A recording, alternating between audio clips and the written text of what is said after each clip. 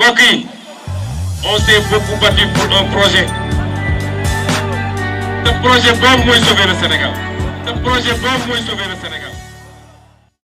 mbokk yi suivre les talibé Sonko TV dal leen ak jàmm ci seen chaîne bi nga xam ne saa bu nekk rek yéen a ngi koy topp di fi taataane lépp loo xam ne moo di xibaar. dañuy door wax nag ci mbir yu mu doy waar mi nga xam ne kii di Sandiogou Mbeng daal na koy fësal bu solution. moom Sandiogou Mbeng la mu xamle moo di kii di Moustapha Cissé Lo daf ko envoyé ay audio di ko daal di saaga mu nekk nag loo xam ne lu doy waar la. moom Sandiogou Mbeng di ko naqarloo ko ñaawlu di xam leen rek jëmm ji nga xam ne moo di Cissé Lo maanaam Moustapha Cissé Lo daal moom dafa daal di jël ay saaga di ko daal di teg ci kaw ki nga xam ne moo di kii di Sandiogou Mbeng. moom Sandiogou sax dem bay wax ne nit kat boo demee ba di saaga doomu aadama waroo di supprimer yooyu audio benn yoon. waaye nag Sandiogou Mbeng ma ngay xam ne yooyu audio moom daf ko garder woon ba tax na rek pertu ko. kon moom ma ngay wax ne kii di Moustapha Cissé Lo bi mu ko saaga ba noppi dafa daal di supprimer audio yooyee mu ko daal di saaga. waaye nag ma nga ak moom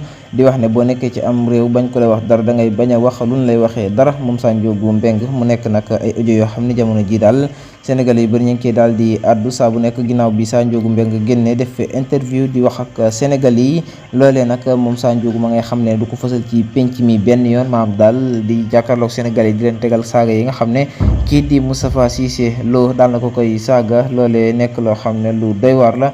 jamono jile ñu àddu wax ci keneen mu di rek Moustapha Diakhaté mi nga xam ne jamono ji ginnaaw bi nu ko woloo niki tey ji 10 heures foofee ca DIC maanaam division des investigations et des criminels. moom Moustapha Diakhaté mu mel rek ñi ngi xamal ni daal nañ koy placé en garde à vue. moom Moustapha Diakhaté ginnaaw ay propos daal yoo xam ne yëkkati na ko yu mbóori suta yu yëkkati ci mille penc. loolee tax nag ñu daal di koy teg loxo moom Moustapha Diakhaté. jamono jile nag ñu àddu ngeen di teewlu ñu ngi xamal ne daal nañ koy placé su li nga xam ne moo di en garde à vue. kon moom daal jamono ji mën nañu jàpp ne boo moytuwulee niki tey ji mooy guddeem bu njëkk ci prison. mu mel ni sax ña ngay wax ne rek da ko doon laaj waaye nag lañ koy laaj tontu ca benn yoon moom Moustapha Diakhaté.